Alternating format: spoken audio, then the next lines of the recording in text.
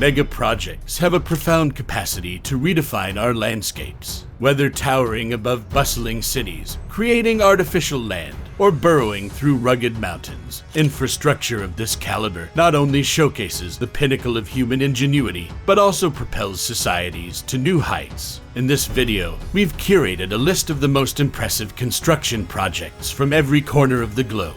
So gear up and get ready for an awe-inspiring expedition. Boston Big Dig. The Boston Big Dig is a mega project that rerouted the highway through the heart of Boston. It was approved in 1987 to replace the outdated Central Artery Road, which could only handle 75,000 vehicles per day. However, over twice as many cars were using the road every single day, causing delays of over 10 hours. To solve the issue, a plan was made to build an 8-lane underground highway that would run up to 5 miles under the city of Boston. Construction of the Big Dig started in 1991 and should have originally been finished 7 years afterwards. The location of the Big Dig is very close to the Boston Harbor, and that came with some environmental concerns. The authorities failed to get the right environmental permits for this until 1994. On top of that, it was a real challenge to avoid 2 subway tunnels very close to the Big Dig.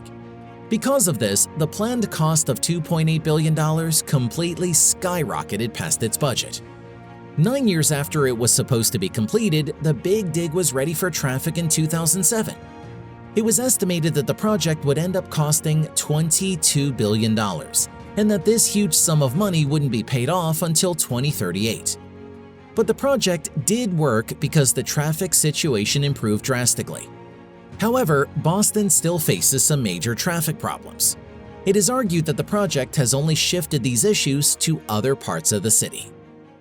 Honshu-Shikoku Bridge. Japan is one of the best connected countries across the globe, mainly because of its incredibly fast and efficient rail network. But because Japan is largely made up of islands, it's not possible to easily reach every place in the country by train. During the 90s, there was an idea to connect the islands of Honshu and Shikoku. These 2 islands had previously only been accessible by ferry, so the Honshu-Shikoku Bridge project was designed to give it a road connection as well and make it more accessible this way.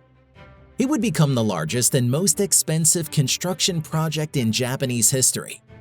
It involved building 3 expressways across a network of 18 bridges, also designed to welcome pedestrians, cyclists, and trains. Most of the structures are suspension bridges and were completed between 1998 and 1999. At the time of construction, the project cost $48 billion, which adjusted for inflation is $75 billion today. Based on studies following the construction of the bridge, the project has been a great success for the economy in Japan, while also making everyday lives much easier for people who live on the islands. HS2 United Kingdom. Countries around the globe are now realizing how important it is to install high-speed rail networks. The United Kingdom also realized this, and that's why they are constructing the most expensive mega project in Europe to date, the High-Speed 2 Railway. The first stage is a high-speed rail network link between London and Birmingham, which is expected to be completed by 2031. The second phase of the mega project will see the line being extended to Manchester and Leeds by 2040. The issue with the High-Speed 2, however, and why very many British people have anything but good to say about it, is the quickly rising costs of the mega project together with a number of delays. Phase 1 of the project should have already been near completion, but at the moment of making this video, it's over a decade away. The cost of the mega project has more than tripled during construction to a total of $128 billion. Adding on top of all these issues, there's much more. Countless homes along the railway route had to be destroyed, leaving people to be even more upset with the construction of HS2. A lot of people are saying it's a much better idea to invest all of the budgets for the railway project elsewhere, such as to improve the connected cities themselves. Forest City, Malaysia. Forest City is an integrated residential development and private town located in Malaysia. The idea of the city was first announced in 2006 as a collaboration between the Malaysian and Chinese governments. If it all goes to plan, it's hoped to be completed by 2035. Constructed near Singapore to take advantage of strong connections with the city-state, the Forest City will be made out of 4 artificial islands that cover an area of around 6.5 square miles. Each building is designed to be covered in living gardens to almost give the impression that it's a natural environment. The cost is estimated to be $100 billion, but it's still in progress. So far, the progress of constructing Forest City has been slow, like with any other mega project on this list, mainly due to the fact that the location was a former swamp. Because of this, it's far more difficult to create stable islands and stable skyscrapers. While these problems seem to be solved now, it did cause major delays to the construction of the city in Malaysia. As of right now, 15,000 residential units have already been bought, with some of them already being in use. This is far less than the 700,000 that the authorities had hoped to sell by now. However, they still have an extremely long way to go until the city is complete. And there is very little doubt that such a unique place will go unnoticed by people looking for a new city to live in. The International Space Station. This is the largest structure humans ever sent into space. It weighs almost 400 tons, and to build it, it was assembled gradually while orbiting planet Earth. The main structure of the ISS was built between 1998 and 2011. It has been consistently occupied since the year 2000, and it generally holds crews of between 3 to 6 people. It has been occupied for a total of 21 years and 344 days when making this video. The cost of running the space station has gone up to $160 billion. NASA alone spends $3 to $4 billion a year on it, but the megaproject is also supported by multiple nations around the globe. It takes 90 minutes for the International Space Station to make a complete circuit around the Earth. However, it's not moving without any purpose. The space station is a busy laboratory where astronauts spend a lot of time performing experiments. In simple terms, these experiments seek to understand everything that's going on in space and try to discover new mysteries about it. Neom City, Saudi Arabia. Neom is a futuristic technology-based city being built in northwestern Saudi Arabia on the coast of the Red Sea. It's being specifically developed to become a tourist hub, but also as the most futuristic city in the world that incorporates smart technologies in its entire design. It is planned to cover an area of 200 square miles, and it has an estimated cost of $500 billion. With the region planned to be filled with numerous towns, cities, ports, and zones for industrial development, it's hoped that Neom will be finished by 2030, with the first section of the city completed by 2025. Because of its location and the transport networks that are being set up in the city, it's said that 40% of the world's population will actually be able to travel to Neom within just 4 hours. Some experts have, however, expressed doubt about if the megaproject is even humanly possible. According to a 2022 report, only 2 buildings have been constructed so far. This city is among one of the fastest growing metropolitan areas worldwide. And to add even more towers to the city, the Merdeka 118 skyscraper will be completing in 2023, earning the title of the tallest structure in Asia, as well as the second tallest skyscraper in the world, coming in behind the Burj Khalifa.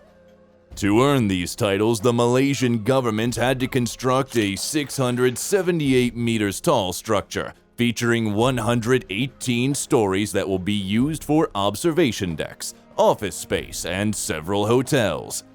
At the bottom of the tower, a 7-story glass dome will be constructed, making place for the biggest mall in Malaysia. But this building would mean nothing without its incredible design. In 1957, the former Prime Minister of Malaysia, Tunku Abdul Rahman, famously raised his hand while chanting Merdeka 7 times, which means independence. The spire that tops the building reflects this historical moment, with the tower itself representing Rahman's body. Although their construction progress might be perfectly on track, the mega project is facing a sheer amount of controversy. While Malaysia's Prime Minister Anwar Ibrahim can't stop praising the tower, calling it a great contribution to their economy, many Malaysians are criticizing the project because of its price tag. Costing $1.1 billion, many people believe these funds could have been used for practical causes instead, such as education and healthcare, which has been increasingly deteriorating over the years. Regardless of this controversy, the tower is almost completed and it's set to open by mid-2023. Staying in Asia, it's time to pay a visit to Vietnam, where the most expensive megaproject in Vietnamese history will be partially completed this year. The country's air traffic has been growing drastically, resulting in the Tan Son Nhut Airport crossing its capacity back in 2016. Here's where the Long Tan International Airport will offer a solution to this problem, constructing a new aviation hub set to handle 100 million passengers annually. If it reaches that milestone in the future, it would become the busiest airport worldwide. The passenger terminal's design is the motif of a lotus shape, symbolizing the elegant and warm Vietnamese culture. To accomplish this futuristic look, the construction plans were divided into 3 phases. The first phase is set to be completed in 2023, hosting only 17 million passengers annually with a single terminal and runway. Later down the road, the second and third phase will expand the airport's capacity by adding 3 more runways, reaching the 100 million passengers mark in 2050.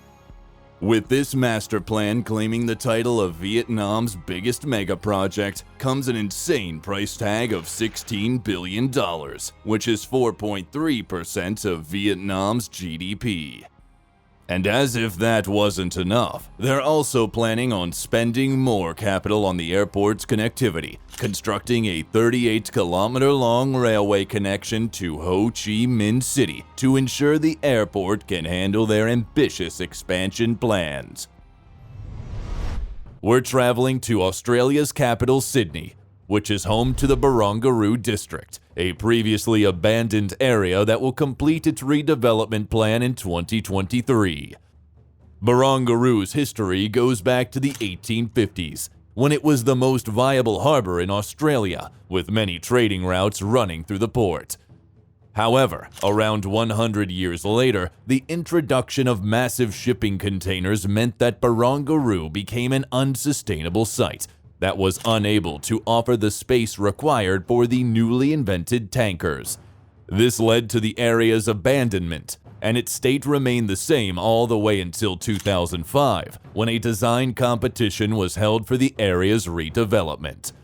The winner's $8 billion plan features 3 precincts, starting with Barangaroo South, which will be home to a new ferry port, the International Towers Sydney, and many more high-rise buildings.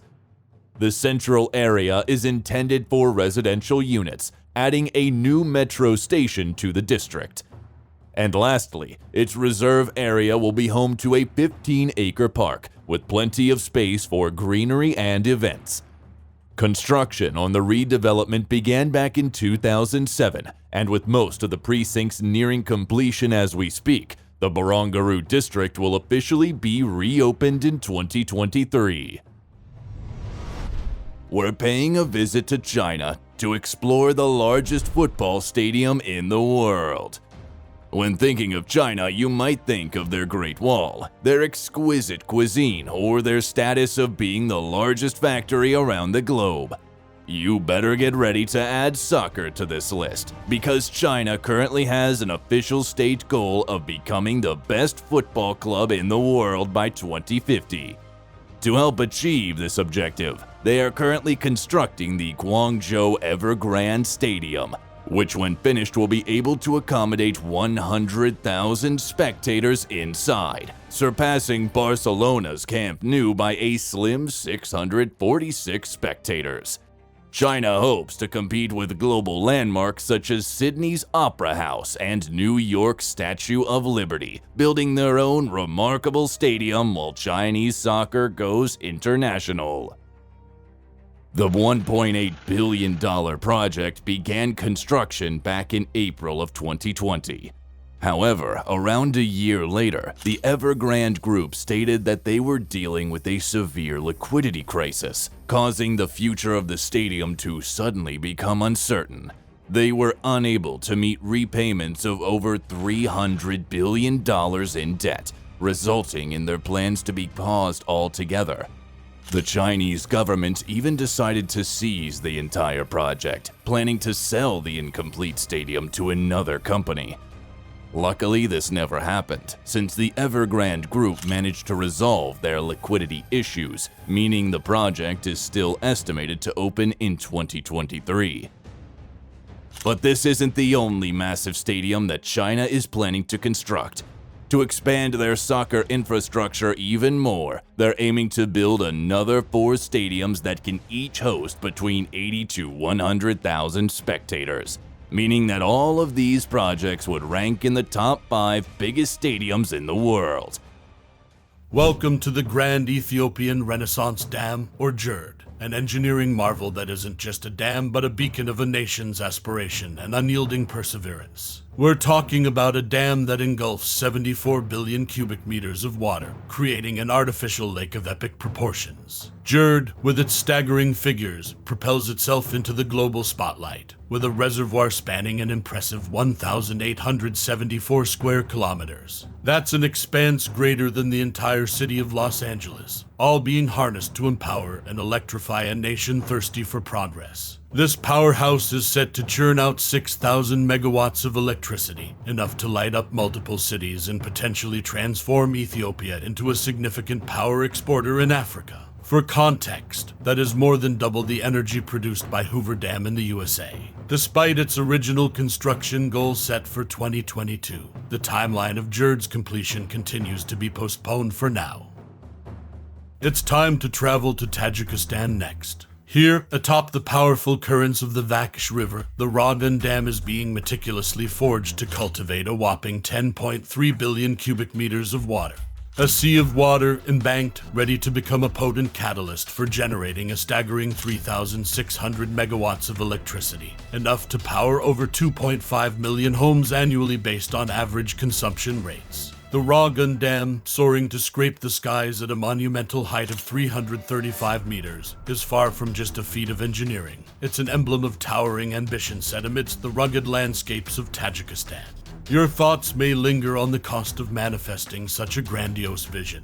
Well, engraved in every inch of the dam is a piece of its remarkable $3.9 billion investment. This isn't just capital, it's a financial testament to a nation's dedication to uplift its energy potentials and secure a stable electric future for generations to cascade through time. Peering into its operational horizon, the Ragan Dam aims to unleash its full might by 2028, showcasing not merely as a reservoir of physical power, but as an embodiment of the intricate dance between targeted investment, environmental calculus, and engineered precision. It's time to investigate the Bensound Dam next, burgeoning amidst the lush landscapes of Myanmar, where the Grand Irrawaddy River threads its vibrant story through the terrain. A chronicle of energy viability and environmental considerations slowly paints itself upon the rich tapestry of water and earth. Poised to be monumental in its stature, the Bensound Dam's formidable presence in the course of the Irrawaddy River is projected to harness an impressive 13 billion cubic meters of water.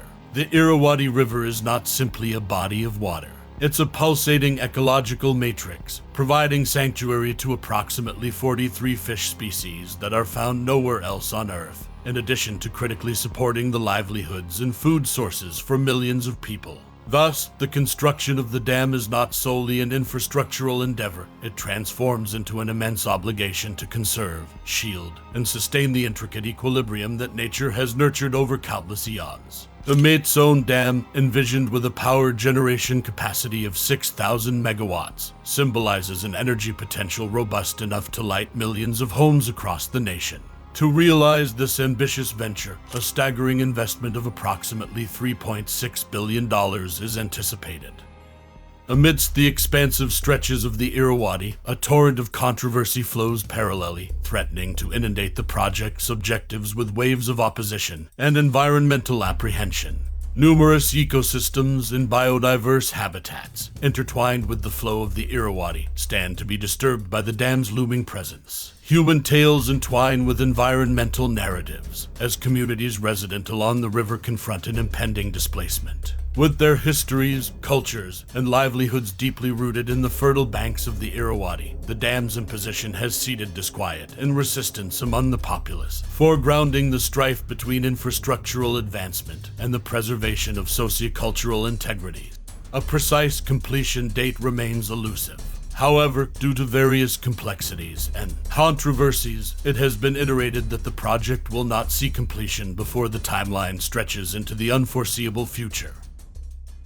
Next on the list, it's time for the Grand Inga Dam, stationed along the bountiful spine of the Congo River in the Democratic Republic of Congo. It is envisioned to be the beacon of hydroelectric potential, surpassing every existing power station on the globe in both scale and output. Dive deeper, and the statistics are nothing short of staggering. The Grand Inga Dam is poised to have a capacity of an astronomical 40,000 megawatts. It eclipses the Three Gorges Dam in China, the world's current largest power station, by potentially doubling its electricity output.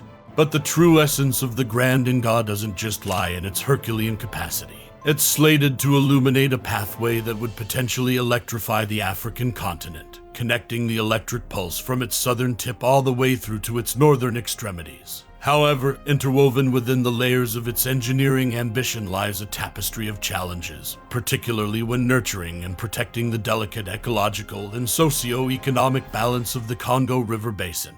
The dam, with initial phases originally planned for completion in 2025, has seen its timeline cascade into 2030 and beyond, embracing not just the mechanical and logistical challenges, but also the ethical, environmental, and social dimensions that each delay introduces. We arrive at the Diamer-Basha Dam, prominently situated amid the towering mountains of Pakistan.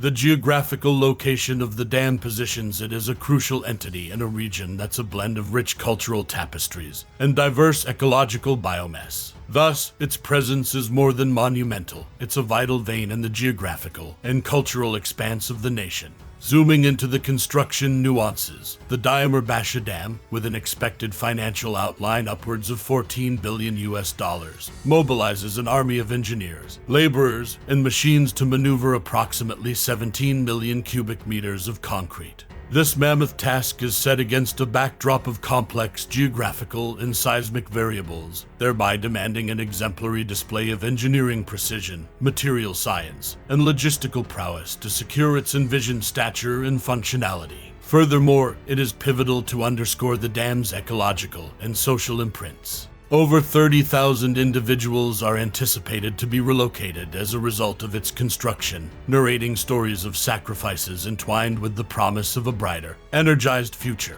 Concurrently, the dam's reservoir would submerge extensive areas, necessitating meticulous planning and execution to mitigate ecological impacts, preserving the indelible natural signatures of the region. And thus, as the Diamer-Basha Dam strides towards its anticipated completion in 2028, it effortlessly intertwines tales of human ambition and the unyielding spirit of international collaboration, paving pathways through which water, energy, and human stories flow, converging towards a future wherein sustainability and development cascade in unison. Ashgabat is the capital city of Turkmenistan, and it was built in 1991. The president of the country wanted the city to create a golden era, but this was a massive failure. The city is referred to as the City of the Dead because of how empty it appears to be. It's almost empty because Turkmenistan has a very strict dictatorial regime, making it one of the least visited countries in the world. Speaking of least visited, have you heard about the tourist destination that's now completely abandoned? Varosha was once a resort located in the city of Famagusta, Cyprus. The resort had skyscraping hotels, and the beaches were often referred to as the best in the country. It was home to around 39,000 residents and hosted 700,000 annual visitors and tourists. The locals absolutely loved the place until the following happened in 1974. Turkey decided to invade Cyprus, and they gained control of the resort. Tens of thousands of locals and tourists left the place immediately, hoping to return as soon as possible. But unfortunately, they never got to return. Since the Turkish military fenced and blocked off the entire resort, It has now been abandoned for decades and is currently part of the Turkish Republic in northern Cyprus. Now this resort might be abandoned, but the Paris replica located in China is much worse. It's well known that China has many replicas of cities around the globe. They have fake Venice, a fake White House, and also a fake London like Thames City. So it may not seem as weird to have a Paris replica as well, but this city never gained any popularity. In 2007, a town named Tianducheng, located about 3 hours west of Shanghai, started constructing a miniature city that looks exactly like Paris. It was meant for a population of 10,000 people, and it came with everything you would imagine inside an imposter Paris. A 300-foot tall Eiffel Tower, gray Parisian facades, cobblestone streets, and many fountains.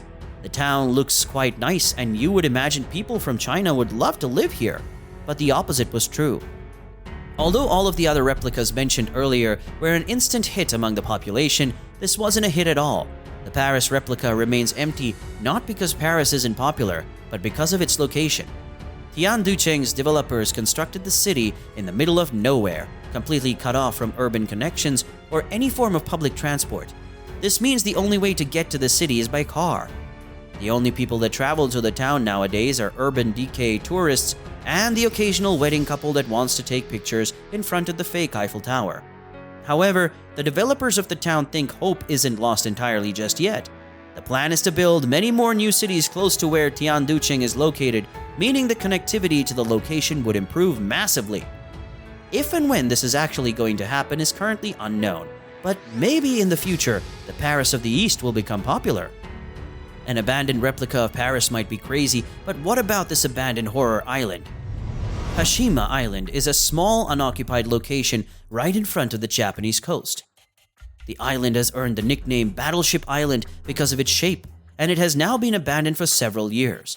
However, the island isn't completely abandoned.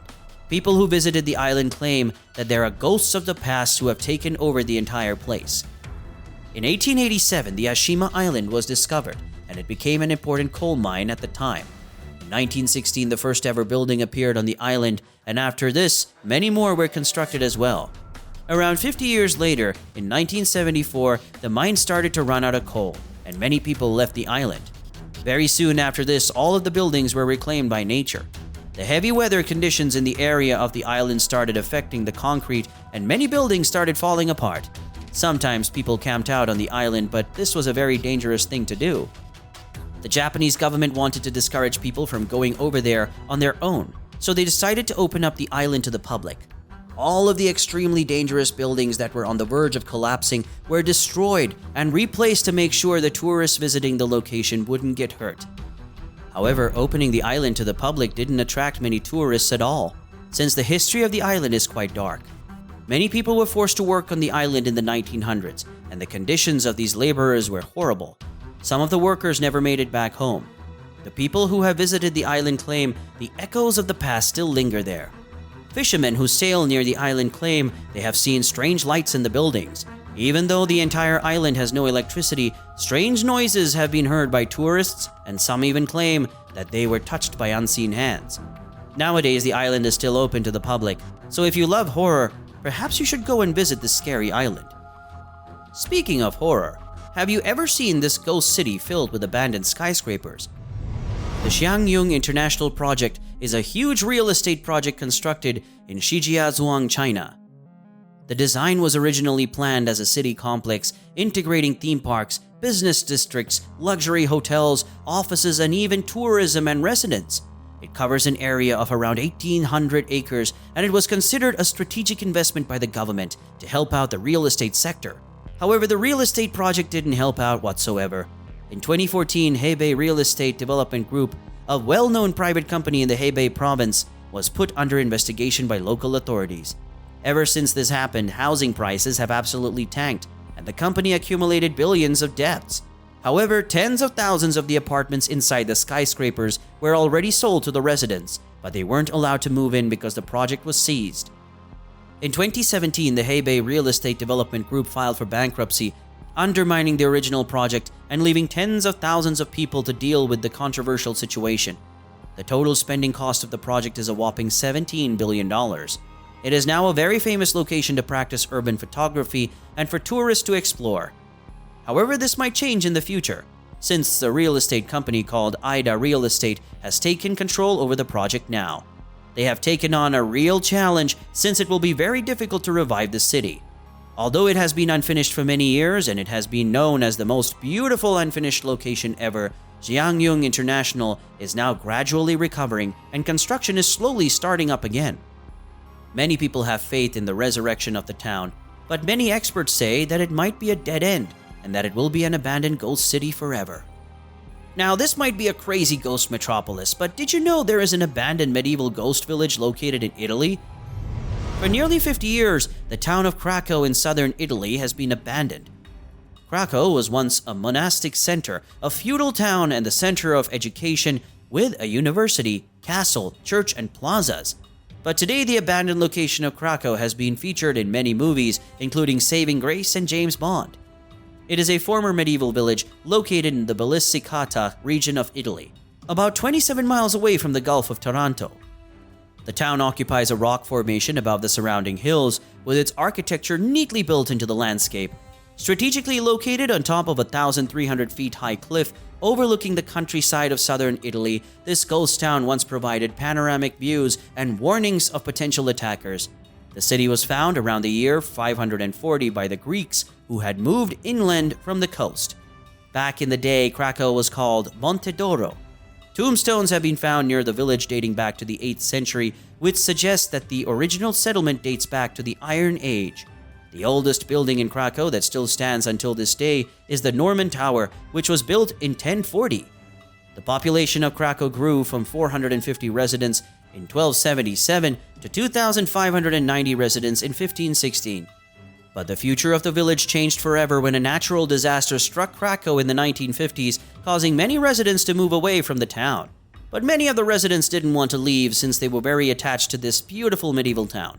A few years later, the soil conditions of this town deteriorated even further, causing more landslides and making the town very dangerous to live in. In 1963, the last 1,800 residents in Krakow were forced to leave the town for their own safety and were relocated to a town close by. Nowadays, Krakow has been abandoned, plundered, overgrown, and is no longer accessible to the public, only by guided tour. While the town has fallen to ruin, several of the buildings, palaces, and churches still remain intact. In 2010, this beautiful village was added to the watch list by the World Monuments Fund, making sure capital is available to maintain the site of Krakow. At least this town didn't get destroyed, unlike the town of Plymouth that was almost entirely destroyed. The town of Plymouth was once the capital of the Caribbean island of Montserrat. It is often referred to as the Lost Caribbean Paradise, and it also has the nickname the Emerald Isle of the Caribbean.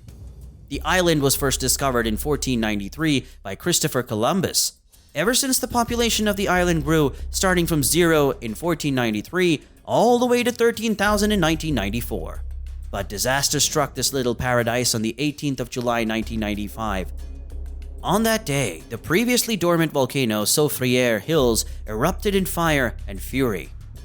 Over a period of 5 years, between 1995 and 2000, around 66% of the island's residents were forced to flee, mostly to Great Britain. In the destruction, the little Georgian capital city of Plymouth was destroyed and buried under the volcanic ash. Until this day, the volcano still continues to erupt, and the whole northern half of the island is inhabitable because of this. During the eruption, the former airport of the island was also destroyed and buried by volcanic flows. For a few years after this, the only way on and off the island was by boat. In July 2005, a new airport was opened on the northern part of the island, where it's safe until this day. Nowadays, Plymouth is buried under 4.6 feet of ash. The sight and carnage are so insane that it is called the Pompeii of the Caribbean. The volcano destroyed around 80% of the entire town. The only people visiting the deserted town today are tourists, together with their certified tour guides. There is a big exclusion zone on the island that tourists are not allowed to enter.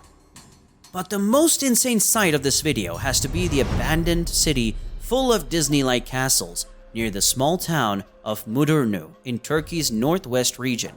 It sits Burj Al Babas, a ghost town filled with castles that look like they're part of the latest Disney movie. Within this town, there are more than 500 vacant homes that all look the exact same. Their blue and gray color scheme brings to mind the castles you would usually spot in Disney parks. But how did this town even get here? The project got its start in 2014 when a few construction entrepreneurs from Istanbul drafted plans for a $200 million luxury community. When thinking of the design of the community, the entrepreneurs pulled inspiration from their home city of Istanbul. The Disney-like villas are meant to mimic the Galata Tower and Maiden's Tower, as well as British and American architecture. The original plan included 700 villas that the entrepreneurs hoped would attract foreign buyers. The homes were sold for $370,000 to $500,000 each, and at the start, the project was very successful. 350 out of the 732 planned villas were sold right away to customers from all over the world. But as construction began on the Megaproject, not everyone was happy with it after all. Many locals were frustrated that the castle strayed away from Moderno's original architecture, and many others worried that the construction of all the villas would damage nearby nature. Soon after this, oil prices also plunged, causing potential buyers to back out of their initial agreements, and others stopped making plans on their future homes. All of these events combined with Turkey's insane inflation, political problems, and economic downturn led to the entrepreneurs filing for bankruptcy in 2018, freezing the entire project. What remained were 587 completed Disney castles and $27 million of debt. But some good news was on the horizon. In 2019, the entrepreneurs were granted permission to finish the construction of all the villas, since their bankruptcy ruling was overturned. However, the good news didn't last long, since only a year later, the pandemic hit, delaying the project once again. Shortly afterwards, the project was then acquired by Nova Group Holdings, an American corporation that might get the project back on its feet. But for now, it remains as a stunning sight of abandoned, identical three-story castles. It now attracts many curious visitors seeking to explore the destination, and it's globally known as one of the largest ghost towns in the world. Hamad International Airport is located in Qatar, and it's named after the previous emir of Qatar, Hamad bin Khalifa. Construction on the airport started in 2005, covering an area of 5,500 acres. It was originally scheduled to open in 2008, but after a series of delays, it eventually opened to the public on April 30th, 2014. It quickly established itself as the best in the Middle East and has surely challenged other global aviation hubs to improve. In 2021 and 2022, the airport won the award for being the world's best airport, beating the 7-year streak Singapore's Changi Airport had. The architecture inside the airport is beautiful, featuring ripple wave ceilings and a lot of expensive material in its design.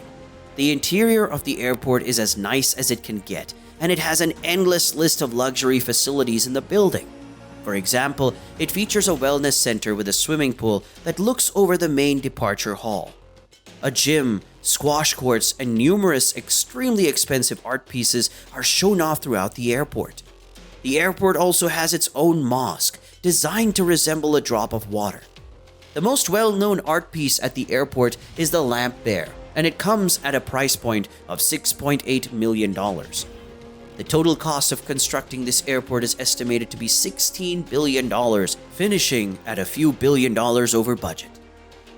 That was a pretty impressive airport if you ask me, but did you know that this airport has a runway with traffic driving on it? Gibraltar International Airport, also known as North Front Airport, is located in the British Overseas Territory of Gibraltar. In 1935, the airport opened as an emergency airfield for the Royal Navy at the time. However, the runway was very short back then, making it impossible for big planes to land there. But the impressive thing about this airport is that Winston Churchill Avenue, the main road in Gibraltar, intersects the airport's runway. It has to be closed down every time a plane wants to land at Gibraltar International Airport. When it opens up and you're in your car, you can literally drive on the runway to the other side.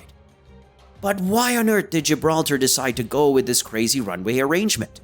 Well, they basically had no other choice because the runway falls in the full length of Gibraltar from east to west. The highway that crosses the runway connects the southern part of Gibraltar with the border of Spain. There are very strict safety procedures in place to make sure no car is on the runway when a plane is taking off. Airport authorities perform a thorough inspection prior to each takeoff or landing to make sure the runway is free from any foreign object debris. But it is not just the intersection on the runway that makes this airport impressive. It's also extremely difficult to land at this airport. The unusual location of the massive rock on the island of Gibraltar and the extreme wind conditions make it a real challenge to land here for pilots during the winter season. However, this airport is about to change big time because the government confirmed that a tunnel will be constructed so that the traffic will run underneath the runway. Although an intersection on a runway is quite impressive, landing in the middle of the Alps on one of the shortest runways in the world is much more difficult. This is the case at the Courchevel Airport located in France. It's located at an altitude of 6,588 feet in the middle of the French Alps, making it the highest runway in the world. It was opened around 60 years ago in 1962. The airport literally has a ski slope right next to it, and the runway is only 1,762 feet or 537 meters long. Besides how short the runway is, there is also an impressive difference in height when landing at this airport. It has an upward sloping runway. Because of how small this airport is, it is primarily used by fixed-wing aircrafts and helicopters. Only one time in history, this airport featured a commercial flight back in the 1980s. This flight was served by Tyrolean Airways and it carried 54 passengers. Nowadays, it mainly allows the rich and famous to arrive on the Courchevel mountainside in style. Just minutes from 5-star hotels, luxury chalets, and pristine ski slopes. The History Channel program Most Extreme Airports ranks this airport as the 7th most extreme airport around the globe. Now, if you thought that was an impressive airport, what about the biggest airport in the entire world? I'm talking about Beijing Daxing International Airport located in the Hebei province, China. In 2008, the plan for this airport was to make it a brand new main airport of Beijing, replacing the Capital International Airport, which handled 83 million passengers in 2013. The new airport was planned to handle 120 to 200 million passengers a year, running at full capacity, which would make it the world's busiest airport by passenger traffic. In construction plans for the airport, it was stated that it would consist of 7 runways, 6 for civilian usage and 1 for military purposes.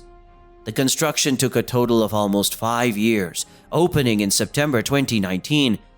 Unlike typical airport designs, Daxing resembles a starfish form, inspired by traditional Chinese aesthetics. Experts say that the airport will be handling 75 million passengers a year by 2025.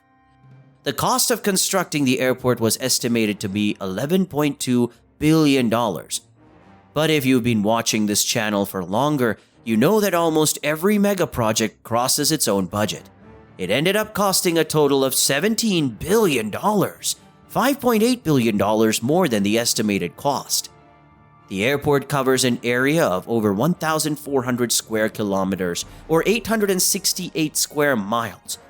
But why would Beijing need another huge airport next to the Beijing Capital Airport that already handles 85 million passengers a year? The city of Beijing has seen a massive surge in air traffic growth for the past couple years, and because of this, the Capital International Airport has become overcrowded since 2016. This airport exceeded the 100 million passenger mark in 2018, while it was built to handle 85 million passengers a year. To take away a lot of stress from the capital airport, Daxing Airport became the brand new central hub of Beijing. The biggest airport in the world is obviously impressive, but have you ever seen how difficult it is to land at this airport? The Princess Juliana International Airport is very well known in the plane spotting community, and that's because of how pilots have to land at this airport. In 2015, the airport handled 1.8 million passengers, and it was named after Queen Juliana of the Netherlands, who visited the airport's opening in 1944. In 1964, the airport was remodeled and relocated with a new terminal building and control tower. Now, the airport is so impressive because of the very low altitude flyover landings that pilots have to perform to safely land on the runway. You can literally relax on the beach and watch airplanes fly over you only a few feet away from you. The runway is extremely close to the shore and Maho Beach, making the footage of planes landing at this location look absolutely stunning. The airport has been one of the most popular, if not the most popular, plane spotting site in the world. The sight of the airplanes landing at this airport is truly stunning, but did you know how impressive the main airport in Singapore is? In 1981, the Changi Airport opened, replacing the single runway Paya Lebar Airport at that time. Only 5 years later, construction on the second terminal had already started, responding to the rapid influx of new passengers. But the introduction of some unseen amenities at the time is what really sparked interest with the rest of the world. For instance, Changi Airport is the first ever airport to have a swimming pool located in the building. Later on, Terminal 3 was constructed and opened in 2008, and Terminal 4 was opened in 2017. Nowadays, it's one of the largest transportation hubs located in Asia. It is the most comfortable airport in the world, featuring a massive jewel building that is well known for its rain vortex, beautiful forest valley, and crazy glass bridges. It has been rated at the world's best airport several times, and also as the world's cleanest airport. The aviation hub hosts about 65 million yearly passengers, putting it in the top 20 of busiest airports across the globe. It is currently served with 3 massive runways, and it consists of 4 terminal buildings, with a 5th one currently under construction. If you think this is the most impressive it can get, make sure to pay attention to this floating airport that's located in the middle of the ocean. Kansai International Airport is the first 24-hour operated airport in Japan. It was constructed to deal with the problems the Osaka International Airport was facing and to match the influx of air travelers. It's located in the Kansai region, around 3 miles offshore of the Senshu area. When the concept of the project was first created, the land it was supposed to be built on did not exist yet. They had to build an entire artificial island from scratch, and the construction on this was started in 1987. A gigantic layer of earth was put into the water, and the result is a 2.8-mile long and 1.5-mile wide custom-made island. The aviation hub finished construction 4 years after the island was made, and it was officially opened in 1994. Later on in 2007, the airport got a major expansion, adding a second runway and a second terminal to the island. But how is this airport connected to the mainland? As if the island and airport construction was not enough. They also constructed a 2.3-mile-long bridge. It's a double-decked bridge carrying 6 lanes of traffic with an additional 2 rail lines below the road. The construction of the bridge cost a total of $1 billion. Speaking of cost, constructing the artificial island and the airport cost the Japanese government a whopping $24 billion. However, there is a massive problem that might be at the end of the airport. Since the time of its conception, the issue of the further sinking has been a major one. The foundation of the island is a thick layer of clay, and predictions regarding how much it will sink in the future vary a lot. Will the ground be able to handle the insane weight that this airport has? Only time will tell. Either way, this airport will go down as the most impressive airport in history. In 2014, Brazil hosted the Football World Cup. To make this happen, they had to build a total of 12 brand new football stadiums and also renovate some older ones. One of these football stadiums was the Arena da Amazônia, located in Manaus. This arena took a total of 4 years to build, and the cost was an estimate of $250 million. The location of the stadium was in the middle of the Amazon rainforest, which meant that building it wasn't going to be an easy task. Although Manaus is Brazil's 7th largest city, moving large amounts of goods to this location was very difficult. A lot of the materials used for the stadium were being shipped from Portugal, and that journey takes about 3 weeks. This ramped up the costs of the mega project very quickly, but this is only where the problems begin for the arena. After investing all this capital into the construction of the stadium, only 4 World Cup matches actually took place at the Arena da Amazonia. And after these 4 matches took place, it was rarely used. The local football clubs in Manaus couldn't fill out the entire stadium simply because the clubs weren't big enough. Sometimes the stadium does get used, like for a few rounds during the 2016 Olympic Games, but that's about it. Nowadays, the stadium rarely hosts any events, leaving the stadium to be completely useless. Yucca Mountain Waste Repository. This next location is used as a storage facility for nuclear waste and other high-level radioactive waste. It was constructed to deal with a very sensitive issue that was known around the globe. If nuclear waste is not stored properly, it can be deadlier than anything humanity has ever experienced. This was a problem because most countries couldn't figure out where to store it properly. In the 1980s, the United States tried to find a permanent solution to this ever-growing nuclear waste issue. The Yucca Mountain in Nevada was identified as the best location for this mega project. On paper, this seems like a perfect location, but the people of Nevada were furious. Their argument was that the location isn't suitable at all, because it's close to a nearby water source used by millions of Americans. Despite this setback, they resumed construction in 2002, but doing this was a big mistake since the opposition only grew stronger because of this. For them, the only reason this was happening in Nevada seemed to be its low population and a small political saying in the matter. By the time Barack Obama became president, the entire project was very political, and in 2010, the Obama administration stopped funding the waste repository project. Construction completely shut down, and the project became unworkable. 3 years later, a federal court ordered the project to be resumed, but there has been very little progress ever since. Right now, it's not part of the country's plans anymore, so construction may never continue again. The total cost of the project is over $17 billion. And because the project remains unused until this day, the Yucca Mountain Waste Repository is completely useless. The World Islands. This mega project consists of a lot of small artificial islands that are supposed to represent the world map located off the coast of Dubai. This may sound like a fun concept, but if you take a closer look at it, you can tell it's absolutely useless. The project has a total of 300 islands, and each island is named after every single country in the world. Each island has a different size, but on average it's about 3.5 acres to 10.4 acres. The entire project covers an area of around 3.7 by 5.6 miles, and it's surrounded by a breakwater island. However, this project was already doomed from the beginning because of the following reason. The construction of the mega project was done entirely by numerous private contractors, making it too ambitious.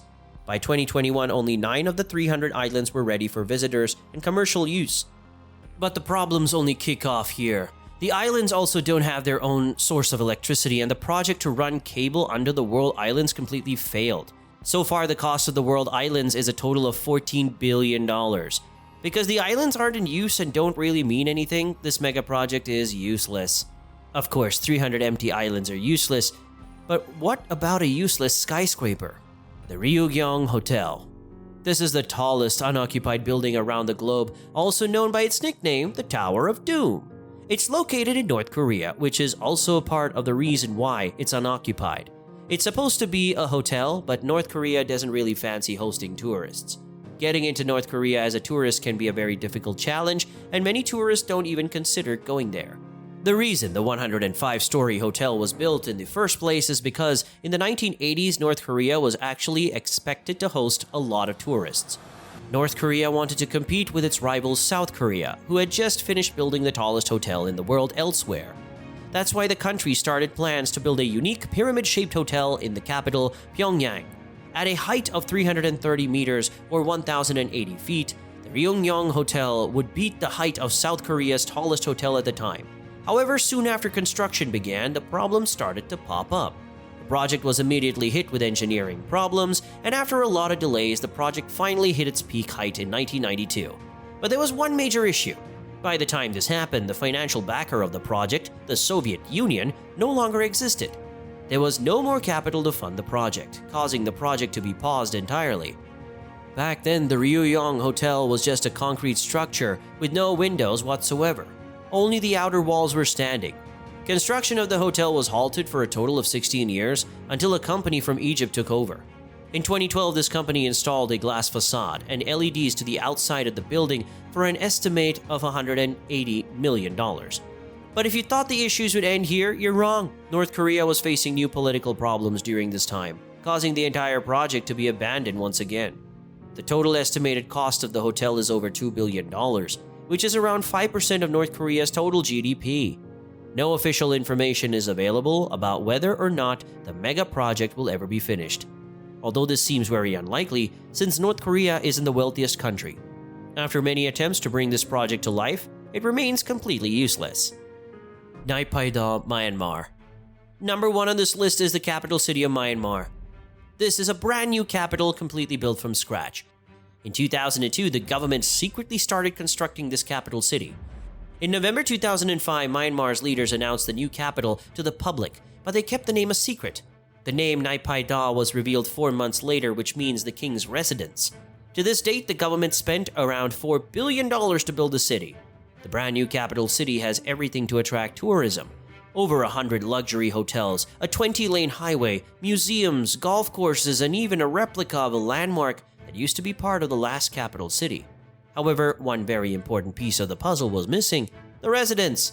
The new capital is home to less than 1 million people, and this includes a lot of people who were already living in the area before the city was even there.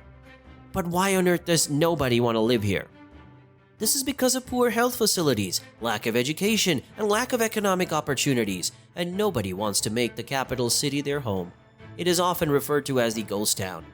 Just look at this 20-lane highway, it's basically empty. You usually only see a single vehicle driving on the gigantic road. The capital has an airport that could handle 3.5 million travelers every year, but on a good day, maybe 10 people will actually use it. Besides the airport being empty, the hotels are empty, the malls are empty. Basically, everything you can imagine is peaceful and quiet. However, there is still a small chance the city will succeed. Myanmar's population is still growing, and it's growing pretty fast. Maybe in the future the city will be seen as a home to many people, but for now it remains completely useless. Ciudad Real Central Airport. This airport was built because Spain is one of the top-tier travel locations for tourists, so they needed extra space to handle all the air traffic. The plan was for the Ciudad Real Central Airport to become the tourist hub of Spain and to make it a great alternative to the extremely crowded Madrid airport at that time. The new airport could handle around 2 million passengers a year, which is a pretty low number. That's why expansion plans were introduced to bump that up to 10 million passengers a year. In 2009, the airport became fully operational. However, only 3 years later, everything collapsed because the company running the project filed for bankruptcy. There are numerous issues this airport has to deal with, starting with location. The name was Central Airport, but the location wasn't really central at all. It's located over 125 miles away from Madrid. This is why many tourists avoided the brand new airport because they didn't feel like traveling for hours to get to their final destination. Not only the passengers but also airlines prefer to fly to the capital, Madrid. With both parties not interested in the airport whatsoever, it accumulated a $350 million debt by 2012. Following the debt, the airport was put up for auction a year later in 2013. In 2019, the airport was sold to the new owners. The new owners decided it was best to reinvent it to be a home for grounded planes. This new approach of becoming a parking lot for airplanes gave the airport a brand new purpose. However, this was all during the pandemic, so eventually all of the planes will be used again, thus making the airport useless. Berlin-Brandenburg Airport is an international airport project in Germany. When construction started in 2006, the project was planned to cost around $2.4 billion, and it was planned to open in 2011. However, what followed next were a bunch of delays caused by construction mistakes. The first delay happened in 2010, around 1 year before the scheduled opening, when the bankruptcy of an involved planning company was announced. Other delays were caused by fire protection requirements that could not be met. Because of this, a total of 37 miles of cooling pipes were installed to solve this mistake. To date, the costs have more than tripled because of all these construction mistakes to a total of $8.3 billion. 14 years after the start of construction and 9 years after the original opening date, Berlin-Brandenburg Airport went into operation in 2020. However, this is not where the expensive mistakes end for this airport. Despite its opening, the airport is unlikely to be able to finance itself both during and after the pandemic. More funds will be needed to prevent bankruptcy, which could cost an additional $2 billion. At least the Berlin-Brandenburg Airport didn't get destroyed entirely, unlike this skyscraper. Tacoma Narrows Bridge. For this mistake, we're going back in time to the 1940s. The Tacoma Narrows Bridge just opened up to the public on the 1st of July. The bridge connected Tacoma to Gig Harbor. It was the third longest suspension bridge in the world at that time, following right behind the George Washington Bridge and the famous Golden Gate Bridge. The bridge was constructed to be the most flexible ever seen. Everyone was convinced that the bridge was completely safe, but they all turned out to be horribly wrong. It turned out that the engineers had not properly considered the aerodynamic forces that were in play at the location of the bridge. There were periods with very strong winds which made the bridge sway like this. On November 7th, the bridge completely collapsed into the water below. Luckily, nobody got injured during the collapse because the problem was already known for a longer period of time. The bridge quickly became famous as the most dramatic bridge construction failure in history. The bridge had to be upgraded. 10 years after the collapse, a new and improved bridge opened. Fast forward 70 years, and that bridge is still standing till this day. With all of its costs combined, the bridge costs a total of $786 million to complete. In 2008, plans got approved to build the California high-speed rail after 12 years of planning. The hope was that the train would run from the Bay Area to Southern California to shorten the travel time between major cities like San Francisco and Los Angeles. The project cost was estimated at $68 billion. Construction finally started in 2015, but was soon halted 3 years later under former President Donald Trump. Trump asked California to return the funding they had received for the project back to the White House. California refused to do so. The plan was for the rail to be finished in 2020, but the project suffered from various delays because of mismanagement. Although this was one of the largest construction projects in California's history, only 10 people were brought on to manage the project. The consultants working on this project thought they could save a lot of money by not hiring a large crew of engineers and experts. The state trusted them for years, and the work they were doing was only overseen by a small group of people. The project is now more than a decade behind schedule. Plus, due to bad advice from the same consultants, the California high-speed rail project is now $44 billion over budget. This construction mistake could go down in history as one of the most expensive ones ever made. Luckily, the high-speed rail project is still being used, unlike this skyscraper, which was completely imploded. But first, Jeddah Tower, previously known as Kingdom Tower, is located in Saudi Arabia. At a height of 1,000 meters, Jeddah Tower was going to be the first 1-kilometer high building worldwide. The skyscraper is part of Saudi Arabia's push to diversify the country's economy towards tourism, similar to what Dubai has with the famous Burj Khalifa. Jeddah Tower is designed by Adrian Smith, who also designed Dubai's tourist attraction. Construction of the Jeddah Tower began in 2013 and was scheduled to be completed by 2018. However, the 2017 Saudi Arabian purge caused major construction problems, and work on the building stopped with only a third of the tower done. Major investors of the project were imprisoned by the government.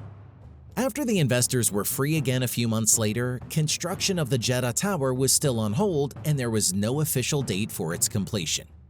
Currently, the tower has reached a height of 252 meters, only a quarter of the scheduled height. The pandemic has further delayed plans for the construction to continue in 2020 as it would not be safe for workers. If the project gets abandoned midway through its construction, there would be a loss of at least $1 billion. Nobody really knows what's going to happen next as the project currently sits on hold. Jeddah Tower might sound like a disaster, but there is something much worse coming up. The Harmon Hotel was a high-rise building located in Las Vegas, Nevada. At the start of the project, its name was Lifestyle Hotel. It was supposed to become a boutique hotel with a very central location in the city. It was planned to have 400 hotel rooms and 207 apartments. There was also supposed to be a pool deck on the roof of the building looking out over the Las Vegas Strip. but this is obviously never what it became. On July 11, 2011, a report was released indicating that the entire building could possibly collapse in the event of a major earthquake. This was caused by improper installation of critical steel reinforcements. The construction mistake was discovered when 15 stories of the building were already in place. The error caused a major change in the building's design. Instead of the Harmon Hotel being 49 stories, they decided to reduce it to 28 stories. But on August 15, 2011, plans were announced to implode the entire building. The hotel's demolition got approved as it presented a threat to public safety because of the risk of the entire building collapsing. Unlike many other Las Vegas properties that usually get imploded using explosives, the Harmon Hotel got a different treatment. The hotel was taken down floor by floor due to its location being very close to other buildings. The costs for using this method came down to a whopping $173 million. That's one very expensive construction mistake right there. Imagine constructing 20 Empire State Buildings next to each other at the same time. It might sound impossible, but that's what Saudi Arabia is building with the Mukaab. That's actually being funded as we speak. So, what is the Mukaab? They're stating it will become the world's first immersive and experiential destination, using virtual reality technology to change the world around you. Not only will this building be 400 meters tall, it will also be 400 meters wide and 400 meters long, making it truly gigantic. Coming in at this height, it would rank on number 41 in the world's tallest buildings list. And to really put its size into perspective, the Mukaab could theoretically fit over 24 football fields inside of its walls. The outside of their walls are covered in gold with eccentric patterns inspired by the modern Naji architectural style, featuring a rooftop garden on top of it. It's planned to be situated in the northwest region of Riyadh as part of a larger development called the New Murabba District, which is scheduled to become the world's largest downtown area. When you enter the Mukaab Cube, you'll be surrounded by a 360-degree holographic display, making it seem like you're in another world. Besides this newly invented technology, the trailer also shows many holograms around the precinct, as well as floating cars and hovering islands. Mukaab's main feature will be a massive spiraling tower, encased in a technological structure to create an immersive experience for all residents. The Cube's roads will also feature its own internal transportation system, and just like the Line Megaproject, it will be designed to offer living, working, and entertainment facilities within a 15-minute walking radius. A total of 104,000 residential units will be available, alongside many amenities such as a university, a multifunctional theater, and an iconic museum. With all this available space, Saudi Arabia claims it will be able to accommodate hundreds of thousands of citizens inside of their Cube project, while also creating 300,000 jobs along the way. However, it's no surprise that the Cube will come with an astounding price tag. According to Saudi's public investment fund, the Mukaab will cost an estimated $48 billion, which is 5.7% of the country's GDP.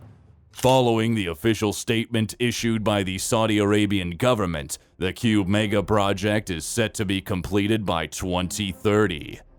While the renders provided in the Megaprojects trailer might look promising, the Mukaab has many problems that need to be resolved before it can ever become a reality. The first problem is the project's impossible time frame. As mentioned in their trailer, you could essentially fit 20 skyscrapers within the 400-meter-tall cube. Usually, constructing just one skyscraper can take several years, let alone building a cube of that insane size. For comparison, let's select a 400-meter-tall skyscraper that was recently completed, the Guiyang International Center in China. The structure began construction in 2016 and was completed in 2020. If we do the math, it would mean that the Mukaab would take a total of 80 years to be finished, which is obviously a much longer time frame than the projected 7 years Saudi Arabia is aiming for. Not to mention that they're dealing with newly invented technology that is extremely complicated to construct, meaning it's simply unrealistic for the cube to be completed by 2030. The second problem is the project's funding. Saudi Arabia is currently constructing many other ambitious megaprojects besides the Mukaab, such as the Line, Oxagon, and Trojena, which all contribute to the same goal of making Saudi Arabia less oil dependent. While all of these megaprojects seem like great plans, the math doesn't really add up compared to the country's budget. All of these mega projects are funded by Saudi's Public Investment Fund, which is the 5th richest sovereign fund worldwide, having a total of $620 billion to their name. If we subtract this budget by how expensive all of these mega projects will be, we end up on a debt of $428 billion. Where is Saudi Arabia supposed to get this insane amount of funding from? If the country really wants to make all of these mega projects work, they have to be spread out over much longer time frames. But even then, the combination of all these mega projects happening at the same time seems far too ambitious. The third problem is the project's demand. Much like their linear city plan, the Mukaab is centered around the concept of sustainability, offering a lifestyle with everything we need located within a 15-minute walking radius. And while Saudi Arabia is spending an insane amount of capital on both of these projects, their concepts are completely unproven, and the majority of our society seems to be uninterested in this type of lifestyle. While the Line and the Mukaab will offer a high amount of supply for this idea of living, when these projects are finished, demand for them will likely be far too low. Not to mention that both these projects essentially have the exact same concept, meaning their country is really doubling down on something that's uncertain to work. But another big problem is shown in the trailer. As mentioned earlier, there is an abundance of new technology to be seen within the 3D renders of the project, and some of it is simply unexplainable. For starters, a flying dragon can be seen, which to our knowledge doesn't exist yet. Or these rocks that are just floating around without any form of purpose. What possible use could these have? And then there's the floating island, which seems to have no way to get off of it. Are those people just stuck there? Plus, in the same shot, a forest of gigantic mushrooms can be seen in the background, which would be ridiculous to spend their budget on. Why is Saudi spending so much time on inventing pointless technology for this project? Instead of doing that, why not spend that same budget on their other ambitious mega projects? Like we proved earlier, they really need to start saving capital in some areas of these developments before the entire nation is headed towards bankruptcy.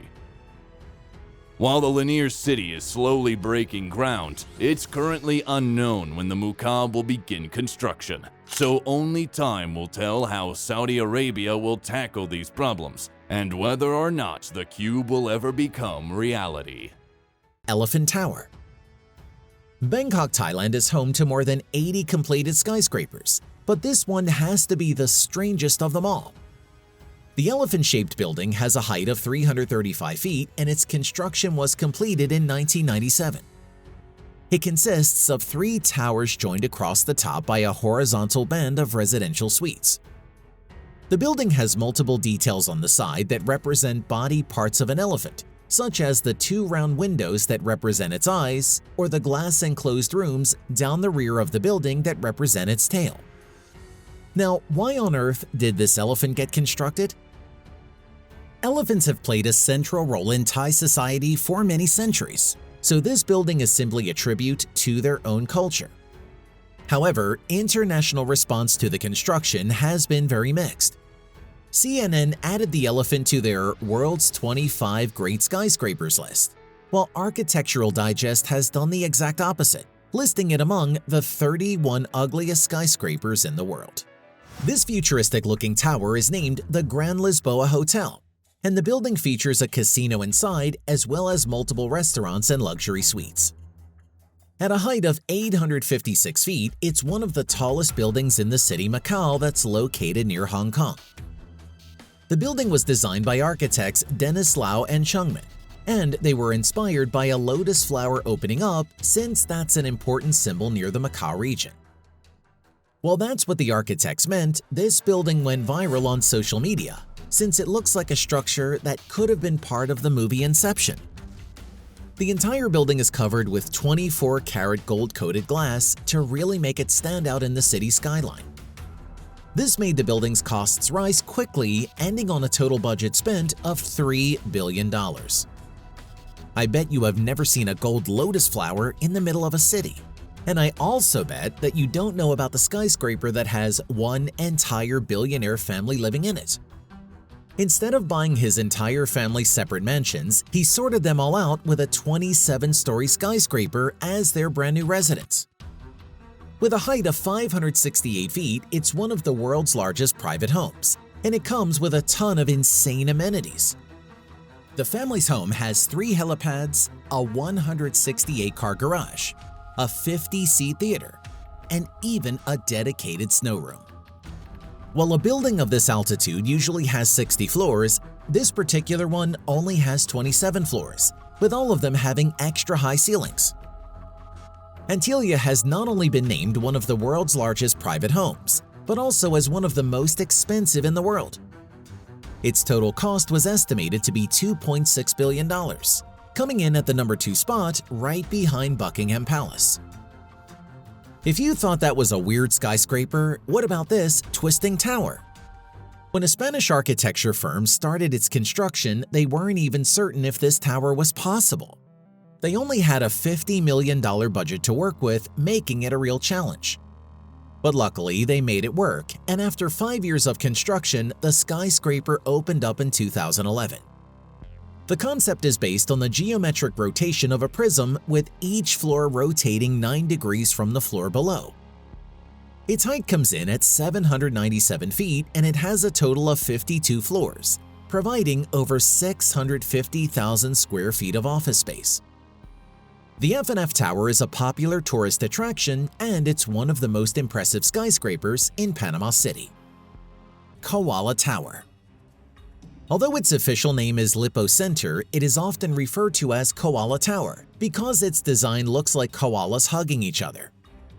Previously known as the Bond Center, the twin towers are located in Hong Kong, with one tower being 564 feet tall and the other one being 610 feet tall.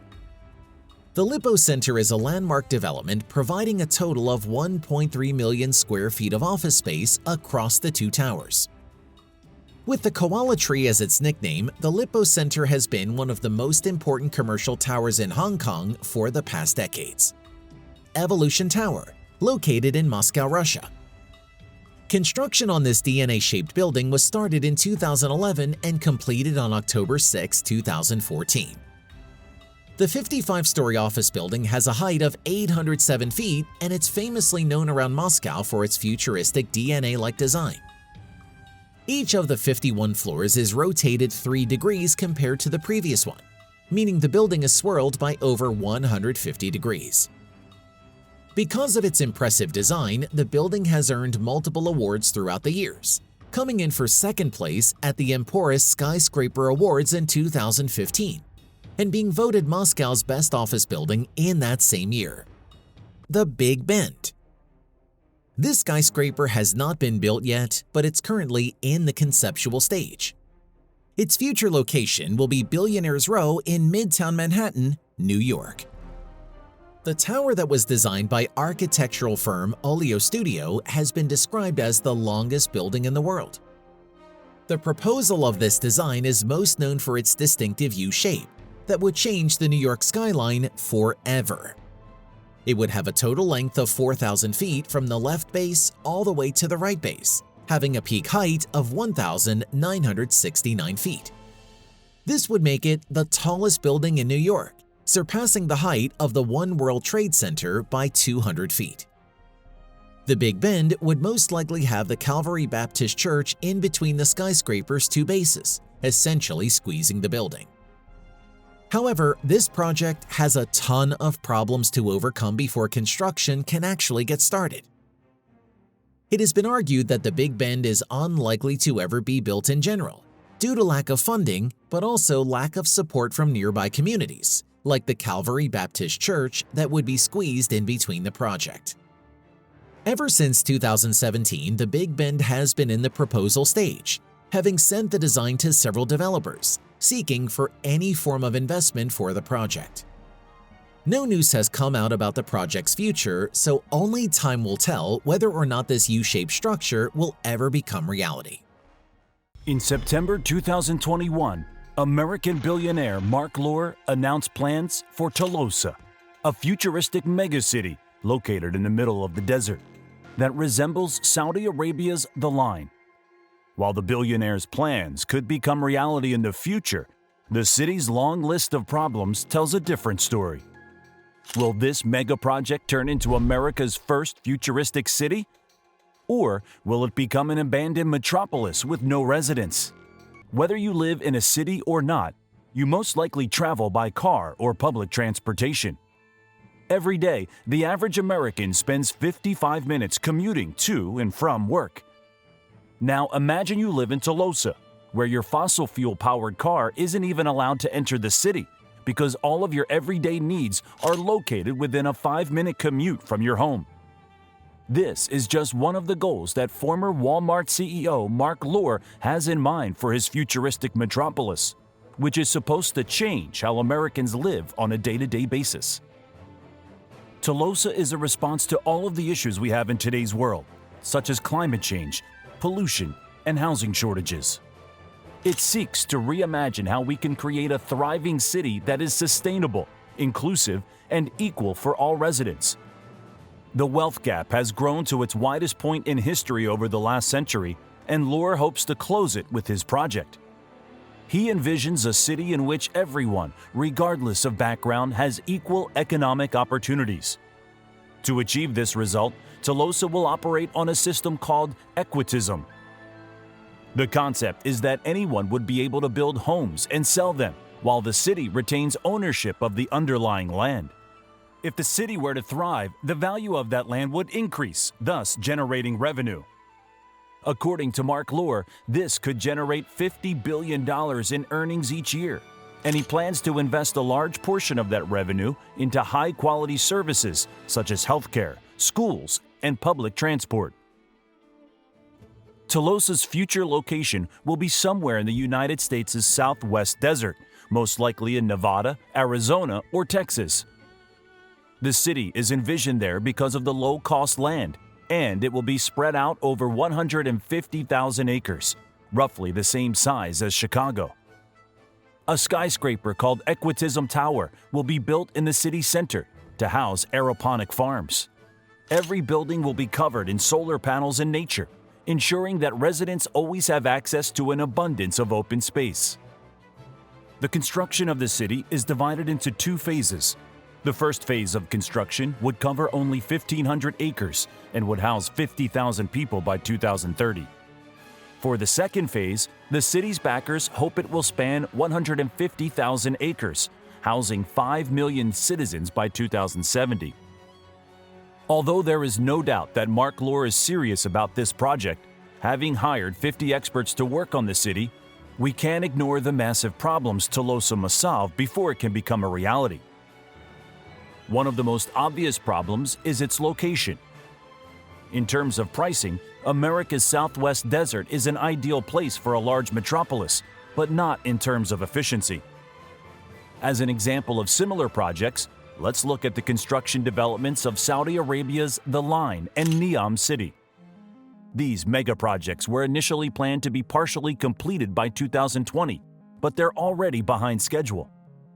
They are currently dealing with high temperatures, a lack of water, and the energy impact of starting from scratch in a harsh environment. Not to mention that transporting the necessary resources to its location is a lengthy process that dramatically slows down construction.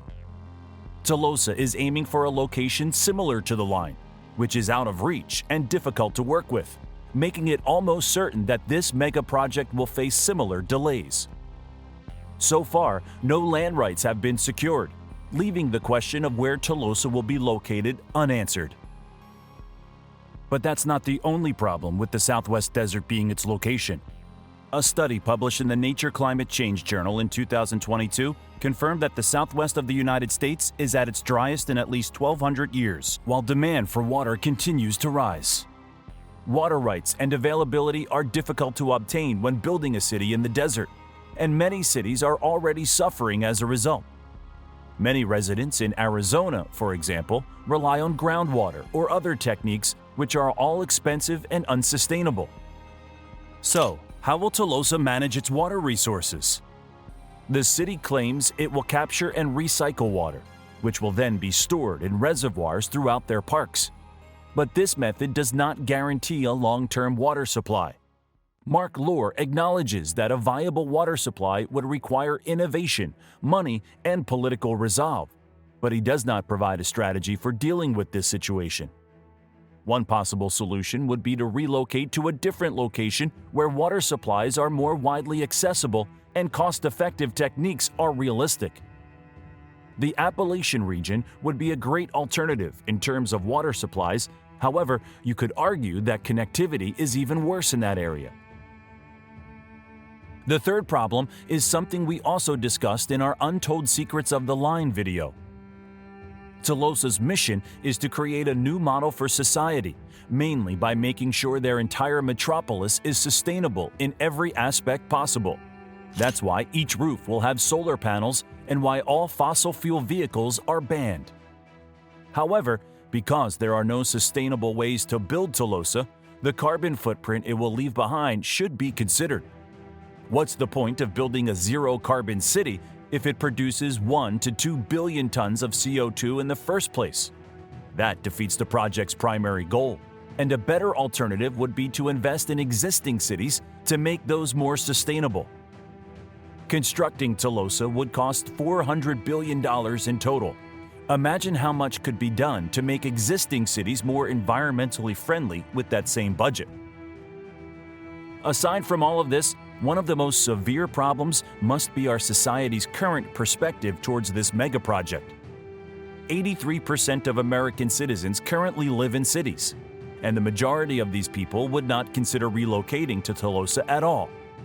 Tolosa is very likely to face many expansion issues down the road, as the transition from 50,000 to 5 million citizens is quite challenging, especially since the vast majority of people criticize the plan, describing it as a greenwashed Las Vegas or a Silicon Valley fantasy. Unless all of these sustainable megacities that are being constructed around the world really become our new way of living, it's very possible that these projects will never thrive as much as they are promoted to do. Then there's a problem that no one's talking about. Imagine one of your relatives has decided to relocate to Tolosa, and you intend to visit the city. Because it's only a few hours away, you decide to drive there by car.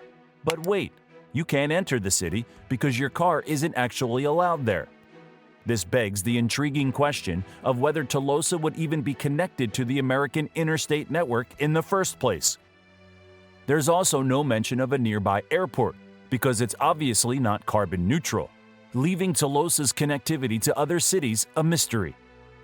One possible scenario is that the only way to get into Tolosa is to use the high-speed public transportation network that connects to nearby cities. However, this would be very inconvenient for long-haul travelers because you would always have to fly to a nearby city and take a train from there instead. Tolosa's connectivity will most likely be a problem until environmentally friendly airplanes are invented someday in the future.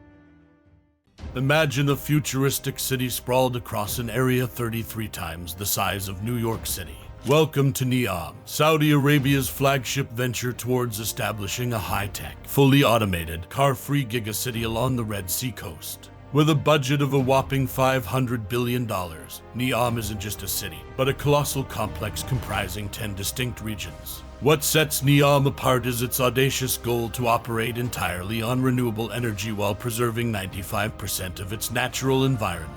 This mega project aims to become a regional powerhouse in water production and storage, boasting one of the world's largest international airports, ready before 2030.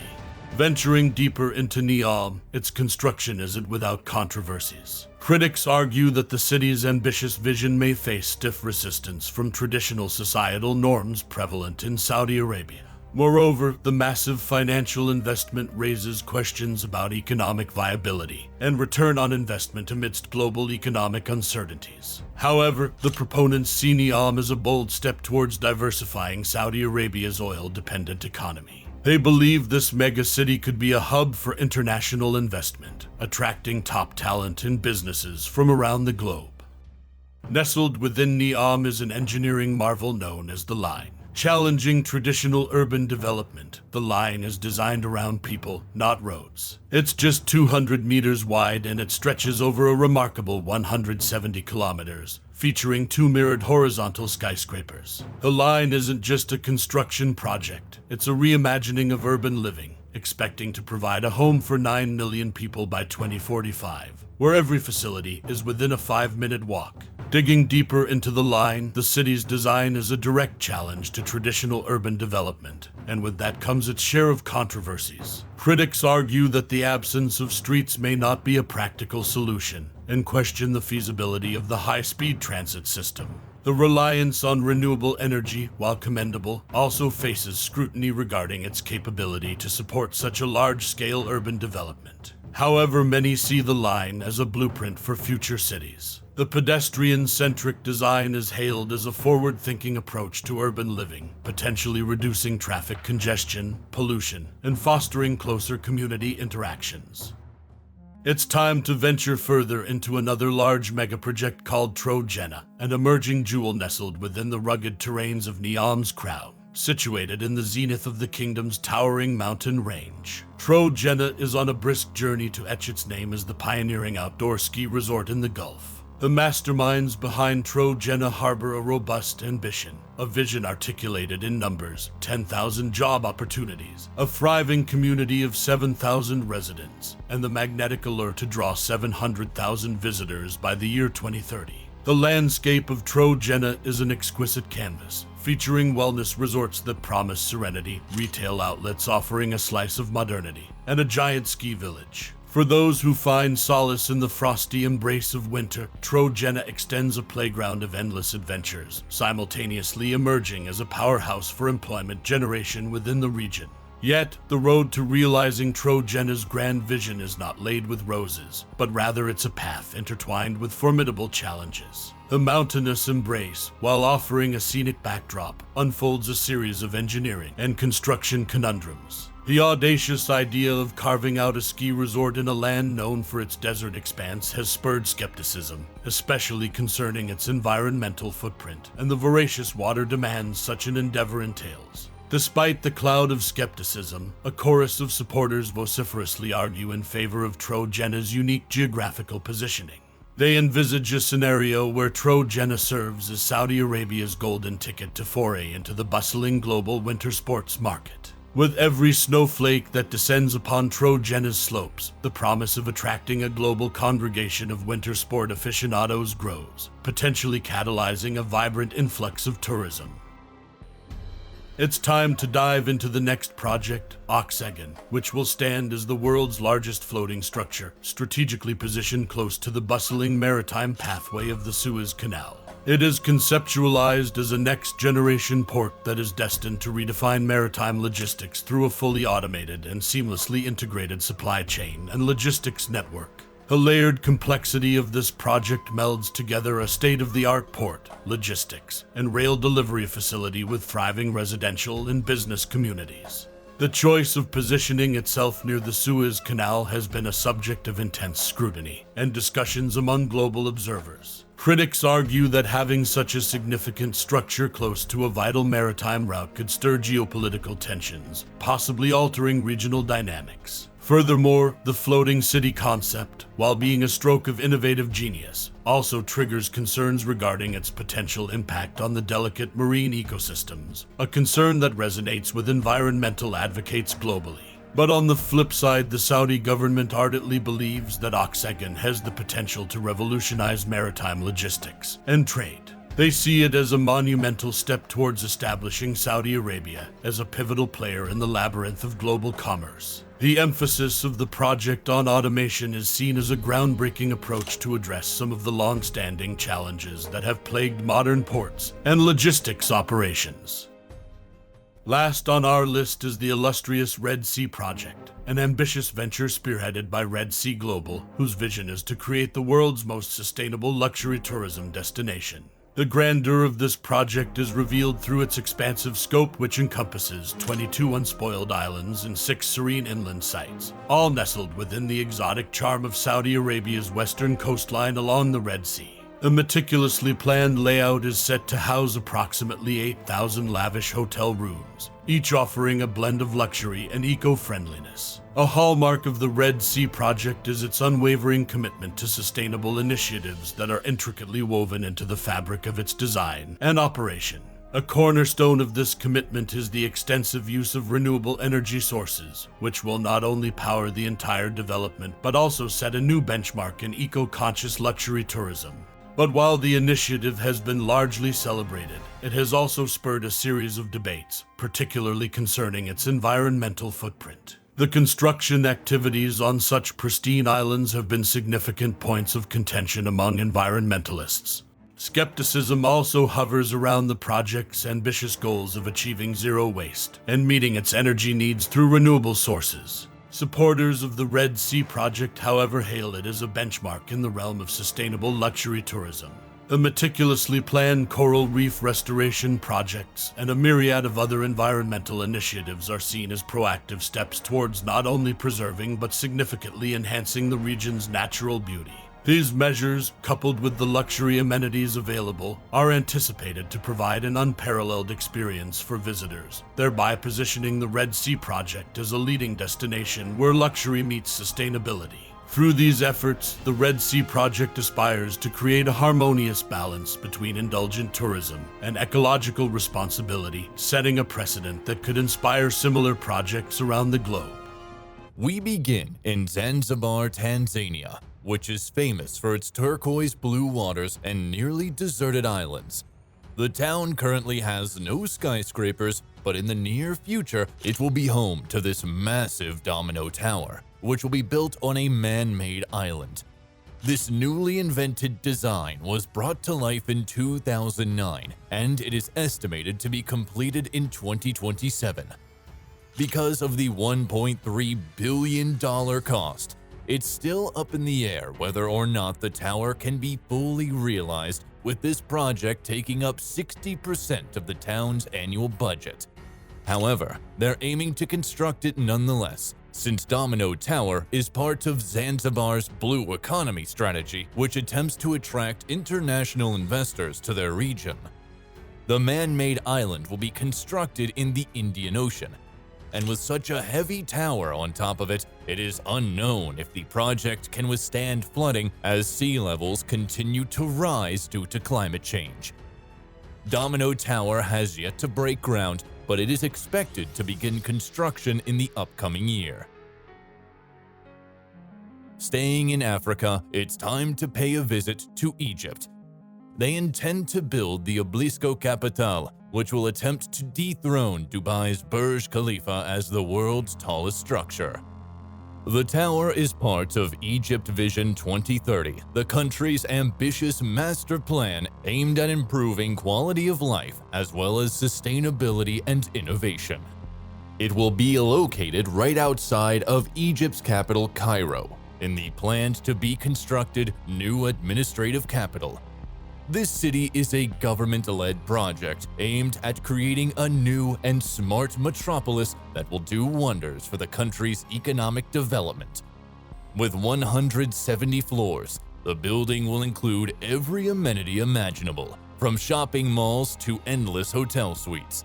When completed, it will stand 3,280 feet or 1,000 meters tall, surpassing Dubai's Burj Khalifa by 560 feet.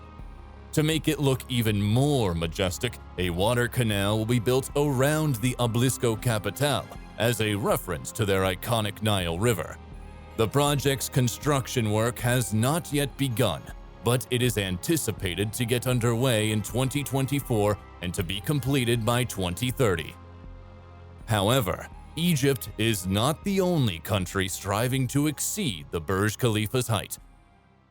The Sky Mile Tower is yet another project that is looking to dethrone the Burj Khalifa, but not just by making it slightly taller, but by doubling the height of Dubai's centerpiece. Over the past few decades, Japan's vulnerability to seismic activity and natural calamities has increased, which is why the Sky Mile Tower was conceived. Its future location will be on an artificial island made of reclaimed land in Tokyo Bay. And in addition to the tower, there are also plans to build a mini-city at the structure's base. The Sky Mile Tower will have a hexagonal shape consisting of multiple sets of 3 interlinked building legs, creating multiple sky lobbies alongside the tower. It would reach a height of 5,577 feet, housing 4.5 million square feet of floor area, doubling both the height and interior space of the Burj Khalifa. Because pumping water from the ground would be difficult, the tower's legs will be designed to harvest clouds for water, which will then be collected centrally inside the skyscraper. No construction progress has been announced as of right now, but if completed, it will cost their government an estimated $7 to $9 billion. The Sky Mile Tower would be an incredible achievement if it were to be built, but there is a much more ambitious skyscraper Tokyo is planning to construct. In 1992, the concept for the Tokyo Tower of Babel was brought to life, envisioning a city inside of a skyscraper. Once finished, the building would be gigantic enough to accommodate 30 million residents, which is more people than the entire population of Texas. Coming in at a height of 10 kilometers or 33,000 feet, it would be even higher than the altitude the average airplane flies at. To build such an insane tower in the future, architects would need a base of around 2,500 square miles, which is 5 times the size of New York City. However, it may never see the light of day because the price tag may be too high for them to ever afford. It would cost an estimated $22 trillion to build, which is more than 4 times Japan's GDP, making it an unfeasible investment at this time. However, new skyscraper concepts are constantly being developed, so perhaps someone will find a way to reduce the price tag someday. Saudi Arabia has finally restarted Jeddah Tower's construction. After over 5 years of this gigantic project being halted, it will soon get underway again. But what is the government's plan of attack? And how are they going to prevent another massive failure? Let's find out. Originally scheduled to be completed by 2020, the project has seen its progress slowed by a myriad of challenges that left it standing half-finished for over half a decade. The first hurdle to overcome was financial. As with any venture of this magnitude, securing sufficient funding was no small feat. The project was initially backed by the Saudi Arabian government and a consortium of private investors, but the economic headwinds of the past few years, including falling oil prices and regional economic instability, put a significant strain on the project's funding. But a much bigger issue was underway. The Jeddah Tower's primary investor, Saudi Arabian Prince Al-Walid bin Talal, was embroiled in a corruption crackdown that saw him detained for nearly 3 months. His assets were frozen, and with it, the lifeblood of the Jeddah Tower's construction came to a halt. On top of that, the project was beset by logistical challenges. The sheer scale of the tower required innovative construction techniques. The searing heat of the Saudi Arabian desert, coupled with the proximity to the Red Sea, created a unique set of challenges that demanded ingenious solutions. So, what's the blueprint for this revival? Jeddah Tower's revised timeline is now set to see the tower's completion in the year 2028. This 5-year plan is a carefully crafted strategy designed to ensure the project's success while overcoming the hurdles of the past. The backbone of this strategy is a 3-pronged approach. First, the construction teams will focus on completing the tower's core, the heart of the structure, ensuring its stability. The second phase will see the completion of the tower's shell, the protective layer that will shield this architectural marvel from the elements. Finally, the third phase will be devoted to the interior, transforming the Jeddah Tower from a shell of steel and concrete into a living, breathing entity. And of course, the revised timeline includes buffers for potential delays, a pragmatic approach that acknowledges the unpredictability of such a mammoth undertaking. Having a thorough construction plan is one thing, but how is the government going to ensure that these type of delays never occur again? Part of the solution is to use innovative construction methods. In today's fast-paced world, using cutting-edge technology can be a game changer. Think about building information modeling, prefab construction, and modular techniques. These methods can help you build faster, more efficiently, and with fewer delays. The project's developers can also keep a closer eye on their budget. Securing adequate funding and having a solid financial plan is crucial. Let's face it, construction projects can be expensive and sometimes unpredictable. Having a financial cushion can save your project from grinding to a halt due to budget constraints. But these budget errors are sometimes inevitable. What's much more important is to have proper risk management. Construction projects are full of surprises, and that's why you need a solid plan for when things go south. Identify potential issues early, allocate resources for unexpected delays, and establish clear protocols for decision making. And lastly, a key element to making the Jeddah Tower work is stakeholder communication. It's not just about bricks and steel, it's also about people. Keep the lines of communication open with investors, contractors, and the public. Regular updates and progress reports build trust and help manage expectations. Jeddah Tower will have a staggering effect on Saudi Arabia in many different ways, blasting the country into global attention. The project, with its mesmerizing height and innovative design, is set to draw in millions of curious tourists from every corner of the globe. This influx of visitors will not only bring an economic boost through tourism revenue, but also open doors for cultural exchange, fostering a global appreciation for Saudi Arabia's rich heritage and its strides in modernization. Besides this, the construction and subsequent operation of the Jeddah Tower will also create a plethora of job opportunities. From engineers to architects, from construction workers to service staff, there are workers needed on all 252 stories of the building, generating a living for many Saudi Arabians. This will significantly contribute to the country's economy and help in reducing the unemployment rate. Lastly, the Jeddah Tower plays a critical role in Saudi Arabia's Vision 2030 plan. This plan seeks to diversify the country's economy and reduce its dependence on oil. By attracting investment, creating jobs, and boosting tourism, the Jeddah Tower will be a key player in achieving this vision. In the grand scheme of things, the Jeddah Tower is more than just a building.